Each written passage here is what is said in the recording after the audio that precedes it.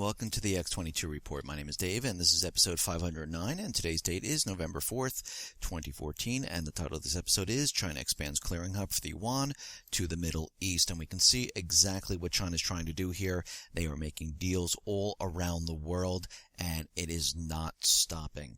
Let's get into the economic collapse news, and we're going to start out with Europe, and we can see everything pretty much that we've been talking about how Europe is not doing well. They are in so much debt. A lot of the countries are in a depression. Some are in a recession. Some are teetering on a recession. Well, it seems like the corporate media, the European Commission, they're all coming out and saying, you know what? It looks like Europe is not doing well. The European Commission is now cutting their forecast. The Eurozone will need another year to reach even a modest level of economic growth. This is coming from the European Commission. The Eurozone economy would expand by 0.8% this year, 1.1% next year, and 1.7% in 2016.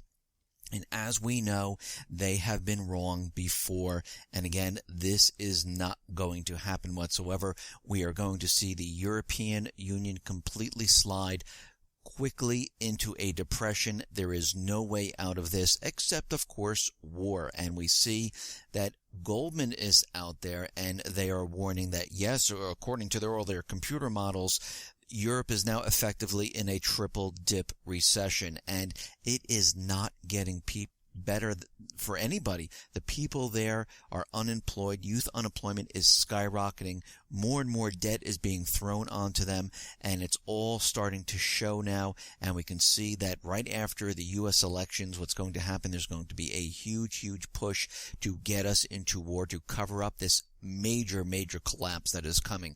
Here in the U.S., what are we seeing? Well, we see factory orders. They have slid once again.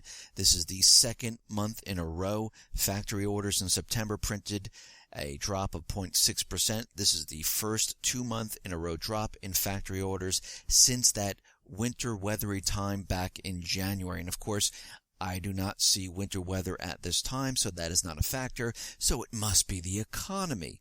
And of course, as we knew when we talked about the economy back in January, we knew it had nothing to do with the winter, because if we went back in that time period, we would have seen online sales skyrocketing, and we didn't see that whatsoever because most of the people are stuck in their home. It's too cold. It's too snowy. And again, they would have been placing orders online, but that didn't happen. And of course, as we know, the entire country is not blanketed with cold and snow, only small portions of it, and the rest have moderate type of weather or warmer type of weather. But what we're seeing here in the United States is we are continually seeing layoffs. I mean, Warner Brothers, 1,000 layoffs to begin. Scotiabank International, 1,500 employees. Hercules Offshore, 324. IBM reports 50,000 Indian job cuts. Sprint 2,000 and Rolls-Royce has announced it is cutting 2,600 jobs, mostly in the aerospace division, within the next 18 months. And there are more and more job layoffs coming. And like I said, where are all these people going to get jobs? Because all these companies are laying off, and this is the big problem. And of course, the unemployment numbers really don't reflect what's going on. Of course, we have a 5.9% unemployment number, and this, of course, was manipulated, falsified to convince us that the economy is in recovery. But we know better. We know it is not. And all these people who are going to be putting out their resume, they're going to start becoming upset. No one's returning their calls. No one's getting back to them. They're going to apply for unemployment. And again, they're going to be dropping off because if they don't go on an interview in the 4-week period, they are no longer counted. And this is exactly what continually occurs. And when you're not counted, they believe you're fallen off, you've given up, you don't want to work anymore, you don't want to make that income, and you don't want to bring money into the family to help with everything that is going on there. You just don't feel like doing anything, which is absolutely ridiculous. And I hate when they say that people have given up. No, what has happened is the United States government, the Federal Reserve, have created a situation where all the corporation jobs have given up on the people, and jobs are no longer out there. So it's not you, it is actually them who've created this situation. Now, we've talked about real estate quite a bit, and we realize that real estate is completely falling apart. It's imploding, and it is starting to speed up right now. I mean, home prices continue to slow down in September, dropping to the lowest annual appreciation in 2 years. We're seeing a lot of states showing negative appreciation in homes right now. And if we look around the country, what do we see? Well, we see appreciation in California at negative 14%. If we look in New Jersey, it's negative 0.4%. If we look in New York, it's negative 1.2%. If we look in Florida, we're seeing negative 34%. So it is not going well. Prices are coming down. They're not going back up. And we look in Arizona, it looks like it's a negative 28%. Nevada, negative 36%. And it's happening all across the country. And I go on to Trulia, I go on to Zillow, Realtor.com. You look at certain neighborhoods, you can see that people have their houses on the market for 60, 90, 120 days. They've been lowering their prices every couple of months, and the traffic is drying up right now. We saw this back in 2000 and 2008, 2007, 2008, and it's happening once again. And of course, the government is going to do everything they possibly can to bring people into the real estate market, but it is not going to help because the American people are pretty much tapped out at this time. They just don't have the funds. They don't have the jobs. They don't have the credit. Most of the people had short sales or foreclosures, and they're really not interested in purchasing a home right now. They're trying to get back on their feet still. And I know a lot of people who were pretty much destroyed during the last economic crisis, where they lost their high-paying job, they had to go find a lower-paying job, or they're still looking and they have many different part-time jobs, or they're consulting right now and they're paying for their own health insurance, which pretty much lowers their income, and they're still having a tough time. Yes, they are surviving. Yes, they're making it through, but it wasn't like it was before 2008. Now, we understand that gold is continually being pushed down, silver is being pushed down, and as we know, the market is trying to be pushed up. And today we see during election day, they got the market in the positive range, but of course gold and silver are down. And we can see right now that the American Eagle silver coins by the U.S. Mint jumped 40% in October to the highest in 21 months. Sales surged to about 5.79 million ounces, the most since January of 2013. The month that set all-time high at 7.5 million.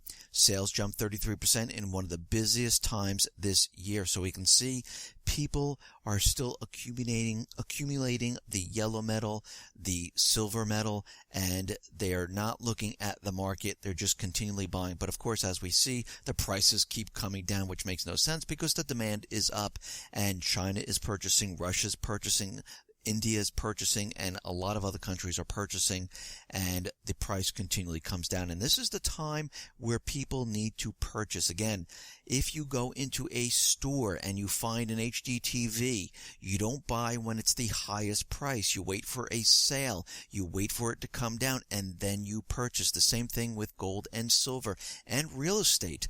You wait until the price comes down. We don't buy at the highest point. We always see everyone going out there and they look at the real estate market. Ooh, real estate's doing well. Let's purchase now. And people get in at the highest time, and then the market falls. The same thing with gold and silver. Now, if you haven't been purchasing, this is a perfect time. If you have been purchasing, continually to purchase as the price comes down, because guess what?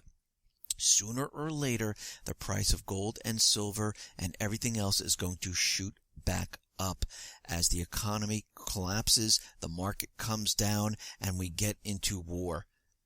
Now, it looks like the IMF kind of messed up with their bailouts and everything they've been doing. They're saying they gave richer countries wrong austerity advice after the crisis in 2008, and they just made everything worse. Really, these are the people that we're entrusting to help us with the economies of the world by giving loans, giving advice to countries, and they've given the wrong advice. Come on. This was done on purpose. It is to put these countries into debt. It is to steal and rob their natural resources. And we can see just by the actions of the IMF, the central bankers, we see that each one of these countries are put into a huge amount of debt that cannot be sustained. Now, at this point, because of the austerity, people don't have jobs. The youth unemployment is pretty much skyrocketing, and the youth of America, the youth of Europe, the youth of pretty much all these countries is completely destroyed. And this is the next generation to build your country. And this is not going to work because they're not making the income, they're not spending the money, they're not saving, and this is going to go absolutely nowhere. Now, it looks like in Germany, the German bank is now charging negative interest rates to its customers. On November 1st, the first European bank has passed along these negative interest rates to its retail customers. So if you maintain a balance of more than 500,000 euros at a Deutsche bank in Germany, you now have the privilege of paying about 0.25% per year to the bank. We've already seen this at the institutional level. Commercial banks in Europe are paying the ECB negative interest on certain balances, and large investors are paying European governments negative interest on certain bonds. Now we're seeing this effect bleed over into the retail banking, and this is how it starts. It starts out with the richer folks, and then it trickles down to everybody else. We saw this in the United States with taxes, where they said, okay, the wealthy are only getting taxed, we have nothing to worry about, and then sooner or later it trickled down to pretty much everyone. And it starts with the higher net worth individuals. The average guy doesn't have a €500,000 laying around in the bank, but the trend is pretty darn clear. Financial repression is coming soon to a bank near you. Now the question is, why would you want to keep your money in the bank? Because you know eventually from all the bail-in documents they're going to come along and put capital controls on the bank. They're going to take pretty much half of your money. You're going to be Cyprus. They're going to take about 47%. You know, it's going to average different in different areas. And basically, you're going to end up with pretty much nothing. And you're not gaining anything by keeping your money in the bank. You're getting negative interest rates. So what would be the purpose to keep your money in the bank? There isn't any at this point. Now, it looks like Beijing has struck a deal with Ottawa, Canada, and they are going to pretty much designate a trading hub for Chinese renminbi currency, a benefit that will lower the cost of doing business for Canadian companies seeking Chinese markets. The hub would likely be based in Toronto. And we're also seeing in the Middle East, Qatar is going to become the Middle East clearing hub for China's yuan. Qatar will become the Middle East first hub for clearing transactions in the Chinese yuan, in a step that could over the long run help Gulf oil exporting countries reduce their dependence on the US dollar.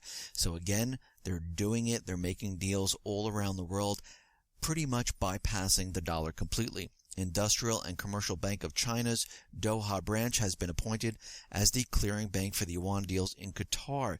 This will increase the strong ties between China and Qatar and position Qatar as the regional center for renminbi clearing and settlement. China has in the past 2 years appointed clearing banks for Taiwan, Singapore, London, Frankfurt, Paris, Luxembourg, Seoul, Hong Kong, and Macau. Sydney is expected to join the list under a deal to be signed later this month. Qatar's deal with China suggests it is looking ahead to a time when that will change. As the Gulf's trade and investment ties with China boom, the yuan is becoming increasingly important to the region. And we can see right now, they are getting prepared for the next level. They have been making bilateral trades all around the world. And what has the United States government central bankers doing? They've been making war all around the world, bringing troops into every single area to maintain and to keep the dollar propped up. And of course, this is getting tougher and tougher to do. As we see in the Middle East, it is really tough to keep this maintained because the people in these countries are fighting back and they want the puppet governments out of their countries. We see the overthrow in Ukraine didn't work. They're trying it right now in China before the BRIC system goes live in 2015, and they're doing everything they possibly can to keep this system propped up. Okay, now as we know, Obamacare is completely not for the people. And if you've been listening to me for a long time now, you realize that I don't agree with Obamacare whatsoever. You can go back to my previous reports and you can listen to those. But let me just give you a breakdown of each time Obama came out and changed the rules to Obamacare because people were complaining it didn't fit into the plan. People's insurance plans were canceled. People were very upset that they're getting penalties. So let's go back to February 7th of 2013.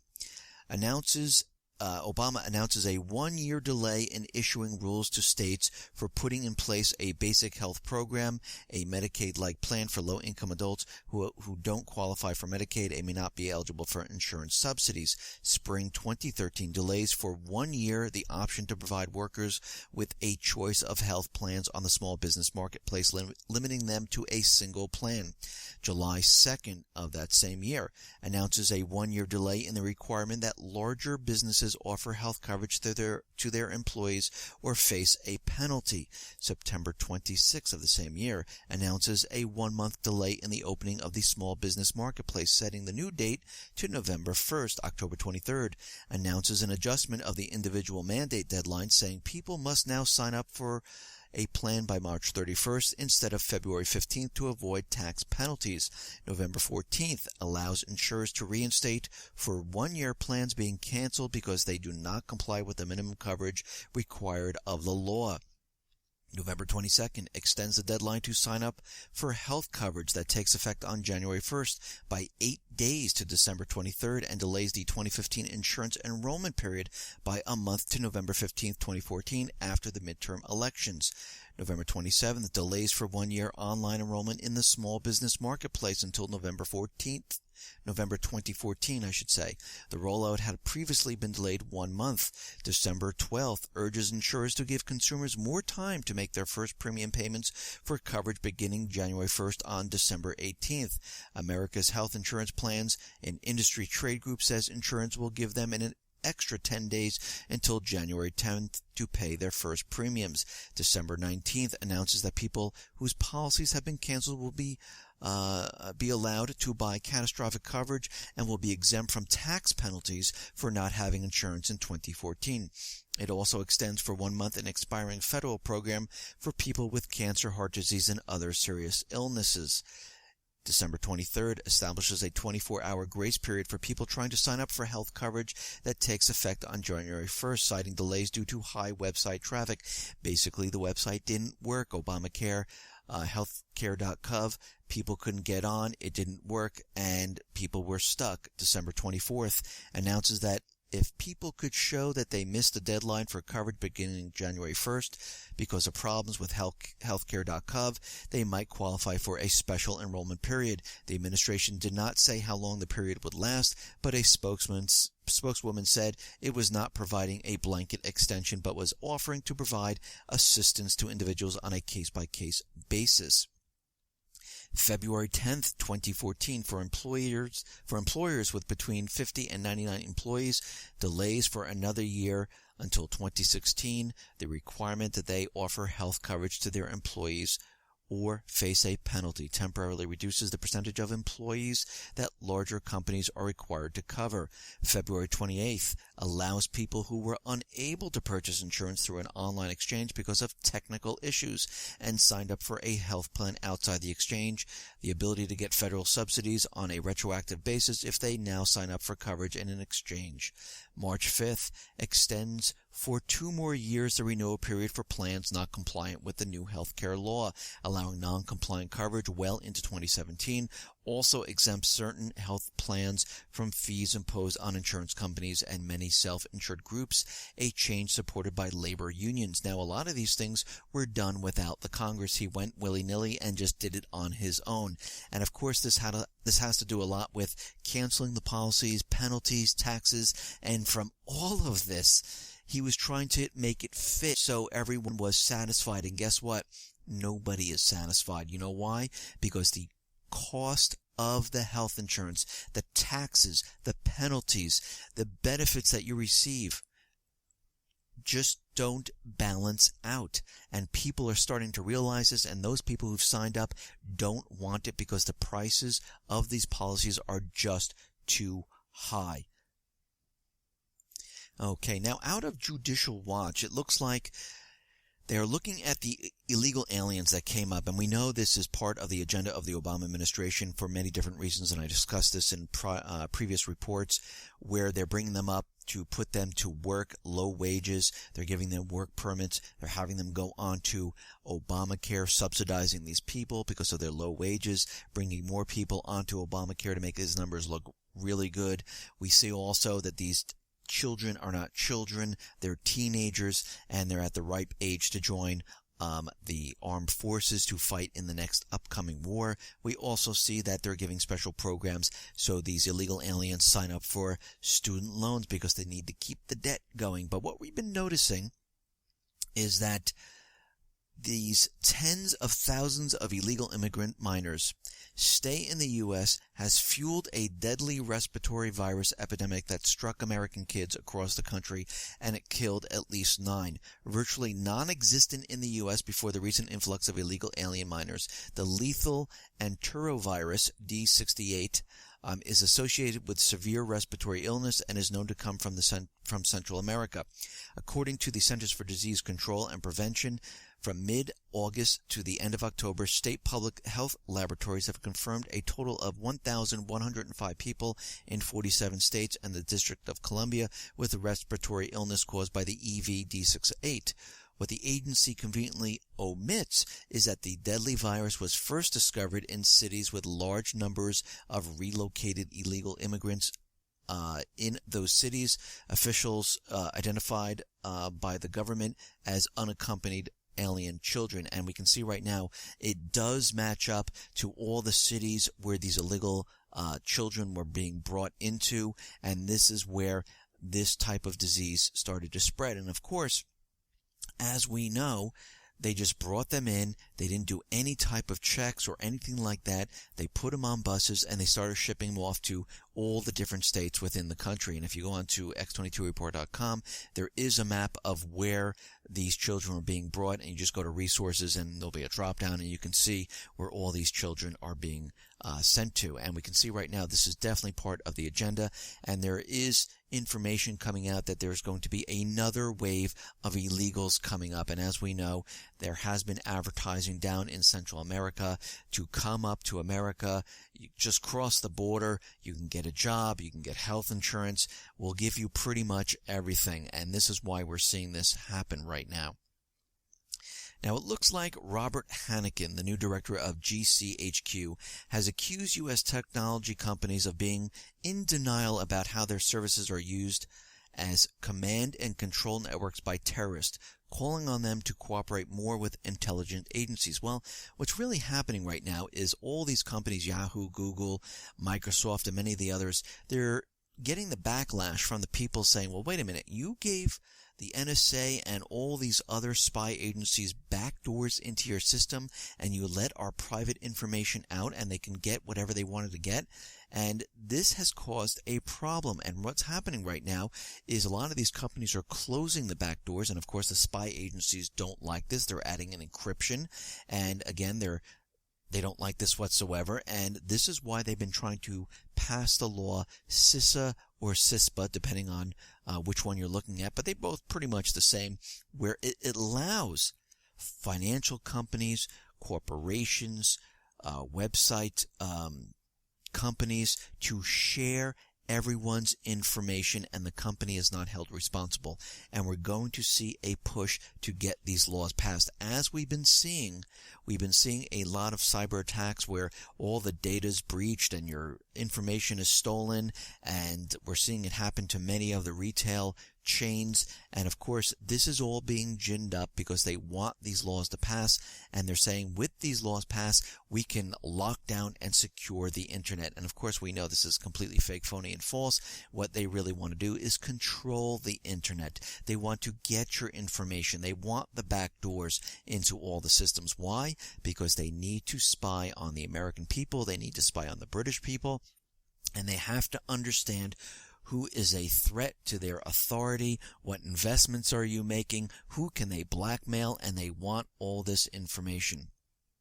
Now, it seems with Ebola, there's a new an outbreak going on in Sierra Leone, and it seems like all of a sudden it's starting to intensify. Now, this is very interesting because in Liberia, it's starting to decrease and things are starting to look a little better in Liberia, but in Sierra Leone, things are getting worse, and we understand that the United Kingdom is bringing in soldiers into this area. Sierra Leone has asked Russia to help out in this situation, and again, we understand that the United States has their military soldiers in this area, and China is sending down about 480 medics from the armed forces into this area. And we can see, and I'm still going on the premise that this was created in the beginning to go after the West African countries where resources like oil and gas were discovered, and they wanted to garrison the soldiers in this area. They wanted to take control of this area, and it looks like that's exactly what's happening. Now, again, viruses cannot be controlled, and they do spread, but again, they don't need to spread pretty much here in the United States. All we need is the fear, and that is exactly what we're getting. And when my past reports, I talked about why this is happening. Again, they could declare martial law. Again, they can make vaccines mandatory, and we can see this is definitely on the path we are heading right now. Now, as we know, in Afghanistan, we understand that the bilateral security agreement was signed with the new president. Of course, that new president was elected with the help of the U.S. government. And we can see right now, Obama says he's withdrawing all the troops. And of course, this agreement allows the troops to stay. And all of a sudden, the top commander overseeing the international military effort in Afghanistan, U.S. Army General John Campbell, is assessing whether more coalition troops should stay in the country. Insurgent attacks have reached the highest level since 2011. The Afghan army has sustained heavy combat losses and is experiencing high attrition rates. The delay in hammering out a bilateral security agreement may have had an effect on preparedness of the Afghan forces. Now they're using this to make it seem like that was the problem because no one signed the agreement. Karzai didn't want to sign the agreement, and they're blaming it on the non-signed bilateral security agreement, and this is why they're having the problem. No, the whole thing was created to keep the troops in there, to make sure they keep the bases, the poppy fields, to create opium, to pay for the covert operations. We also know China is on the other side, helping build the infrastructure. Afghanistan is becoming closer with China. They're bringing in armed forces to help with what is going on there. And we can see right now the U.S. is never leaving. They're going to build up forces in Afghanistan, and they're going to keep telling us the terror is getting worse there, and we're going to see more and more troops stay in Afghanistan. Now, NATO is asking the Pentagon to send more troops to Eastern Europe to counter the perceived threat of Russia. There are currently 750 U.S. soldiers in Poland and the Baltic states, but NATO is saying this is not enough. We're going to need a lot more. So they're looking at the United States to say, you know what? Send more troops. We need more troops out in this area.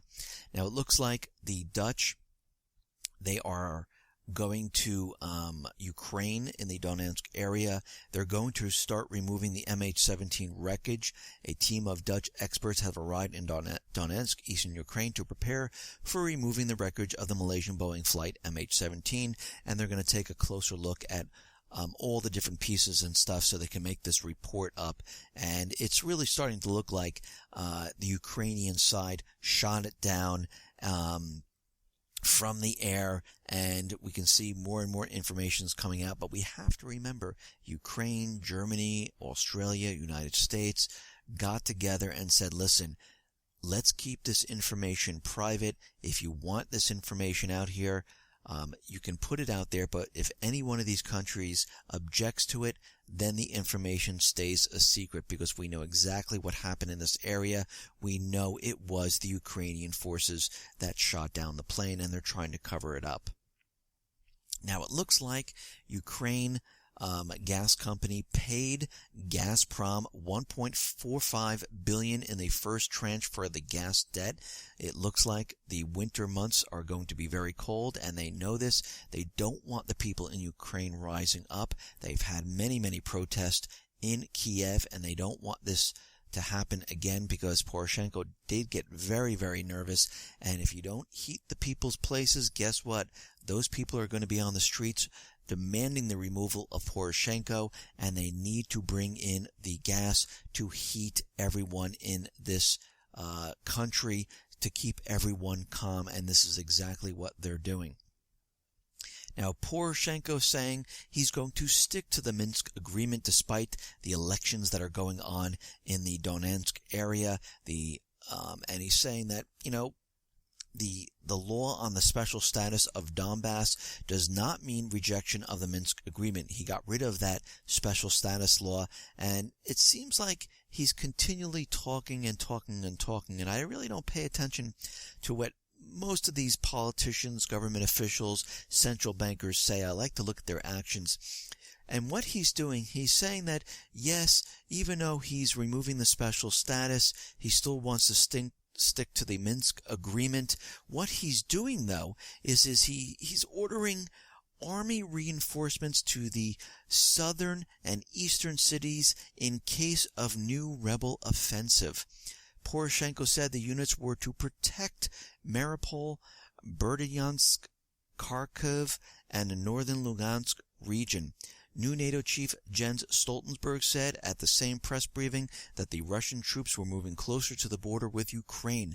A NATO spokesman also said the reported movement of soldiers and trucks within the separatist areas of eastern Ukraine was alarming and dangerous. So they're building up the propaganda once again, and they're trying to make their case that, yes, Russia, the pro-Russian people, are getting ready to do something. Now, I've said this in the past.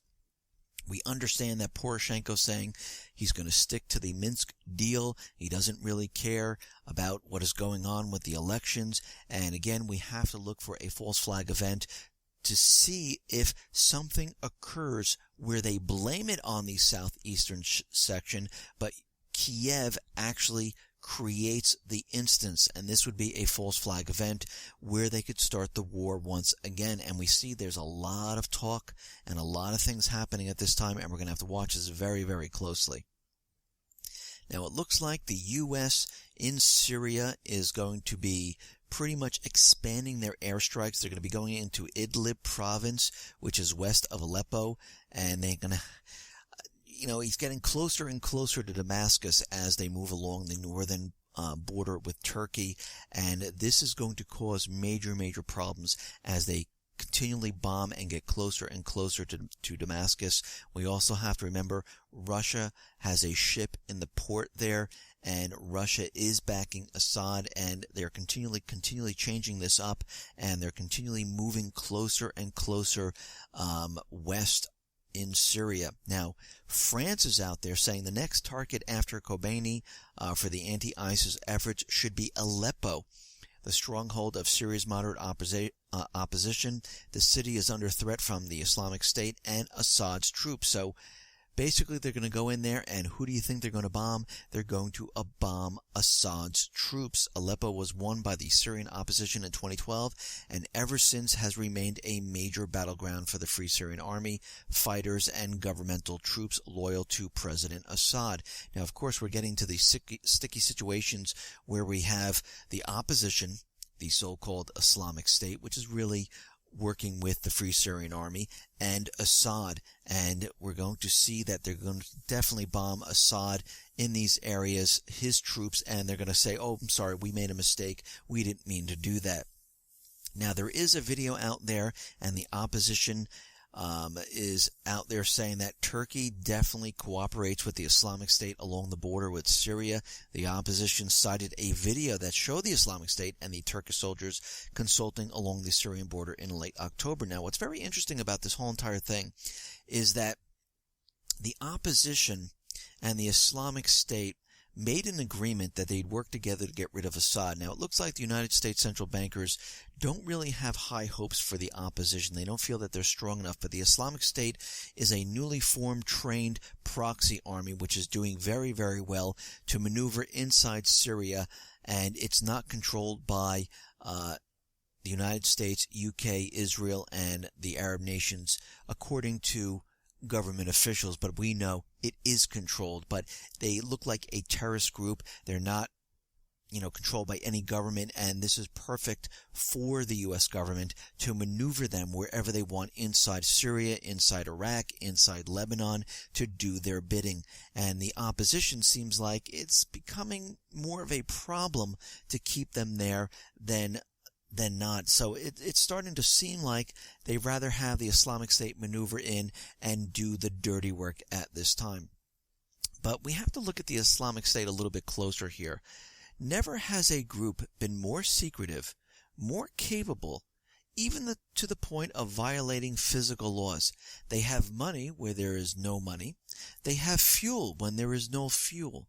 They get floods of new recruits when all borders are sealed, even refugees detained. But the Islamic State fighters move like magic in each one of these countries. And if you really think about this, they continually say more and more people are joining up with the Islamic State by the thousands, and they're being recruited online, and they're maneuvering into Syria and Iraq, but they don't know who. They don't know how. They pretty much know nothing except it's tens of thousands of people. How do they know this? They don't. They're making up the propaganda to convince everyone that the Islamic State is running around rampant inside each one of these countries, and there's these online sites where people are just looking at it and saying, God, I gotta join up. It is all complete propaganda. Now, with the opposition, what we are seeing is that the plans to arm them and train them hasn't even begun yet. So you have to scratch your head and wonder what is really going on. And like I said just before, I believe they're not too thrilled with the opposition. It doesn't seem like they have the ability to get Assad. They've been fighting for a very long time, and it seems like they're really focusing on the Islamic State to maneuver inside of Syria and to get Assad at this time. And we're going to have to watch this very, very closely as time goes on.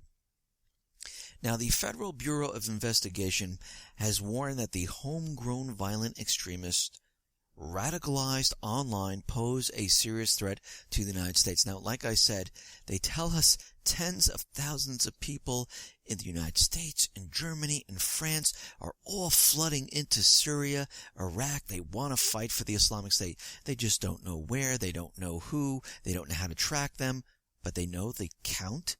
It makes no sense. It reminds me of when we were going after bin Laden in Afghanistan. They had the underground bunkers. They showed where the TVs were, where the couches were, how they get their food, where the energy comes from, where they're all located within the Afghan mountains. They knew everything. They just couldn't find bin Laden. It's ridiculous. They're making all this stuff up to convince you. And the FBI goes on to say that the danger is a nationwide menace, which is a problem wherever there are troubled souls with access to the internet, and that is everywhere in this great country of ours. And this is coming from FBI Director James Comey. Tracking down those inspired by the Islamic terrorist group is extremely difficult and something we spend every single day working on. He said these individuals are radicalized through the online propaganda. Without meeting Al-Qaeda, members are able to commit terrorist acts without ever actually leaving their basements or bedrooms. And they know this for a fact. How?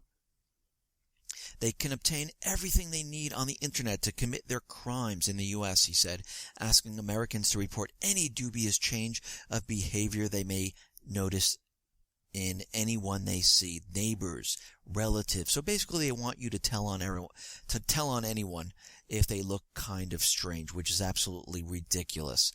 Comey went on to say that the threat is representative by people of all ages, different ethnic backgrounds, and all walks of life. He also warned mobile and internet companies against their decision to encrypt all customers' data, noting the move would make it even more difficult to pretty much spy on the American people and capture those terrorists. Basically what he's saying is that they're looking at homegrown terrorism, not from the Islamic State. those people who pose a threat to the United States government because they realize the collapse is coming. They're putting feelers out there. Those people who seem strange, those people who are stockpiling food, weapons, and who are preparing for the collapse, these are the people they want reported. This has nothing to do with the Islamic State. And we can see DHS is going down this path. A lot of the big cities are going down this path, and this is all in preparation for the major collapse because they realize that this is going to be a huge problem. This is why they're reinforcing all the government buildings right now, putting up the buffer zones outside the White House. These jumpings over the fence, this was perfect because they could say the security was weak. We have to improve the security, and they're definitely getting prepared for this major collapse. We see Europe right now in a triple dip recession. A lot of the countries are in a major depression. They know they can't get out of this situation. Here in the United States, the economy, the real economic indicators are completely falling apart. Everything is in a decline mode. The only thing that they keep pushing up is the stock market, and they want all eyes on there until the very end. And of course, like we said, this main event that's going to occur is going to be a multi-pronged event, and we're going to have to be prepared and watch out for what is coming. Listen, everyone, thanks a lot for listening. Be well, be safe, and especially be prepared. Thanks a lot.